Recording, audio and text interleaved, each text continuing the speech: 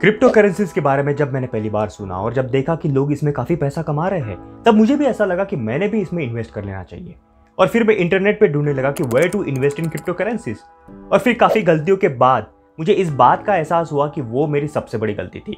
Crypto currencies के case में आपने आपका पैसा कहाँ इन्वेस्ट करना चाहिए ये कोई भी नहीं बता सकता, क्योंकि प्रत्येक व्यक्ति की अपनी खुद की रिस्क टेकिंग एबिलिटीज होती है, खुद के लेवल ऑफ कमिटमेंट्स होते हैं, खुद का कैपिटल होता है, खुद के प्रॉफिट गोल्स होते हैं।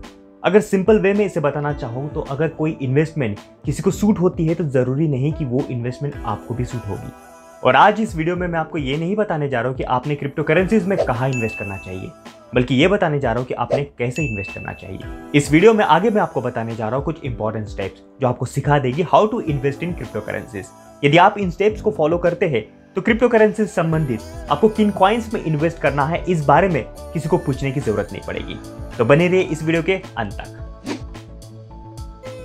Number 1, self questioning. मोस्टली ये देखा गया है कि क्रिप्टो करेंसीज के केस में लोग एक ट्रेंड को फॉलो करते हैं, एक वेव को फॉलो करते हैं। फॉर एग्जांपल, यदि क्रिप्टो करेंसीज पे इन्वेस्ट करके किसी ने काफी सारा पैसा कमा लिया है, वो रातों रात बिलियनियर हो गया है, या फिर अगर हम क्रिप्टो करेंसीज के ग्राफ को देखें तो पिछले 5 सालों में इन्वेस्टमेंट हर साल डबल होते जा रही है।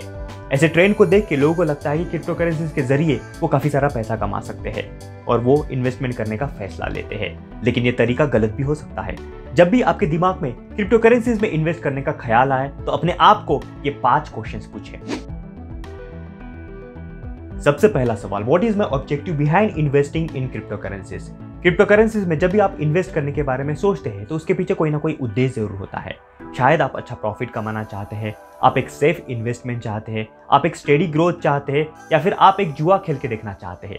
यदि आपका लक अच्छा रहा तो शायद आप ढेर सारा पैसा कमा लें। इसलिए आपको आपका ऑब्जेक्टिव पता रहना बहुत जरूरी है। दूसरा सवाल, how much I can invest. Crypto currencies में आप कितना इन्वेस्ट कर सकते हैं ये भी पता रहना बहुत जरूरी है। तीसरा सवाल, how much I can lose. आप कितना इन्वेस्ट कर सकते हैं उससे भी ज्यादा इंपॉर्टेंट है आप कितना लूज कर सकते हैं, क्योंकि क्रिप्टो करेंसीज ये मार्केट में नहीं है, ये आपको 100% प्रॉफिट देगी इसकी कोई गारंटी नहीं है। इसलिए जितना पैसा आप उसमें लूज कर सकते हैं उतना ही इन्वेस्ट करना रेकमेंडेड है। चौथा सवाल, how much time I have for research. बिना रिसर्च के इसमें इन्वेस्ट करना ये एक जुआ खेलने के बराबर हो सकता है, इसलिए इसमें रिसर्च के लिए समय निकालना काफी जरूरी है। पांचवा सवाल, what is my current knowledge about crypto currencies. Crypto currencies में बिना नॉलेज के इन्वेस्ट करना ये काफी डेंजरस हो सकता है, इसलिए उसके विषय में आपको नॉलेज गेन करना काफी जरूरी है। जब भी आप क्रिप्टो करेंसीज में इन्वेस्ट करने के बारे में सोचते हैं तो सबसे पहले ये 5 सवाल अपने आप को पूछें। जब आपको उसका जवाब मिल जाए तो उसके बाद आप एक डिसीजन ले पाओगे। उसके बाद स्टेप नंबर 2 है understanding the purpose and utility of the coin. यदि हम गोल्ड की बात करें तो गोल्ड की अलग अलग यूटिलिटी हो सकती है। उसका इस्तेमाल इन्वेस्टमेंट पर्पस के लिए किया जा सकता है, ज्वेलरी मेकिंग के लिए किया जा सकता है, रिजर्व, डिपॉजिट, बैंक लोन और कई जगह यूज किया जा सकता है। ठीक उसी तरह क्रिप्टो करेंसीज की अपनी अलग अलग यूटिलिटी होती है। यदि हम बिटकॉइन का एग्जांपल लें तो बिटकॉइन का निर्माण इसलिए हुआ था ताकि वो फिएट मनी को रिप्लेस कर पाए। यदि हम इथेरियम की बात करें तो इथेरियम ये एक इंफ्रास्ट्रक्चर प्रोवाइड करता है न्यू डेवलपर्स को ब्लॉकचेन में अपना एप्लीकेशन बनाने के लिए।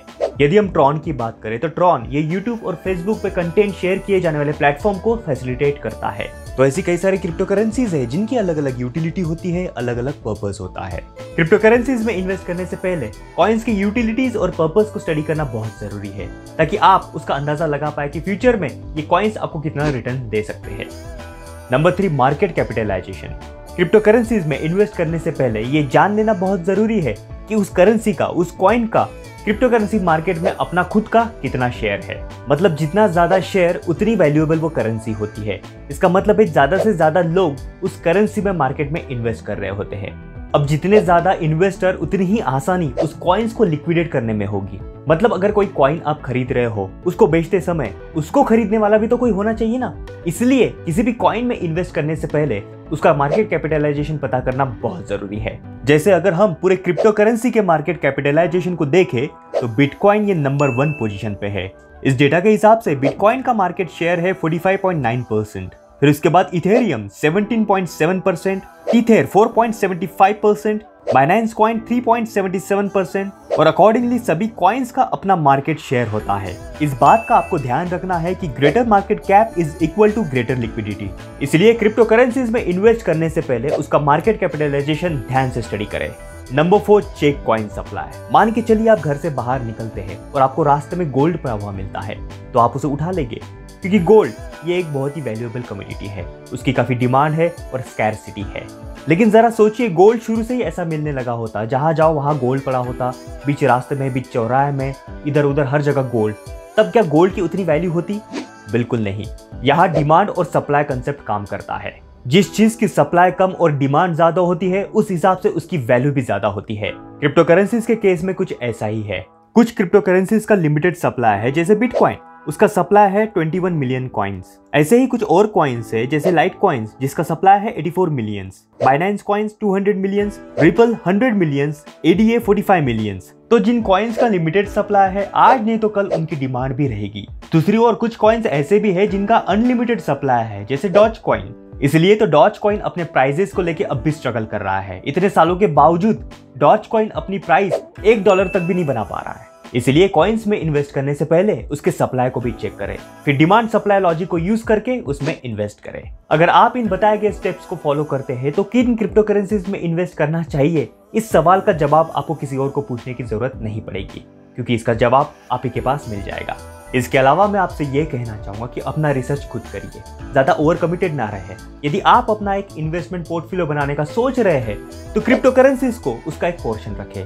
अपने टोटल इन्वेस्टमेंट में से कुछ पोर्शन शेयर मार्केट में इन्वेस्ट करें, कुछ पोर्शन म्यूचुअल फंड में इन्वेस्ट करें, कुछ पोर्शन गोल्ड में इन्वेस्ट करें, रियल एस्टेट में इन्वेस्ट करें, कुछ पोर्शन क्रिप्टो करेंसीज में इन्वेस्ट करें, ताकि आपका पोर्टफोलियो एक डाइवर्सिफाइड पोर्टफोलियो रहे, सेफ रहे और सिक्योर रहे। क्रिप्टो करेंसी ये एक ब्लॉकचेन टेक्नोलॉजी के माध्यम से ऑपरेट होती है, और ब्लॉकचेन टेक्नोलॉजी ये फ्यूचर में सबसे ज्यादा यूज होने वाली टेक्नोलॉजी में से एक हो सकती है।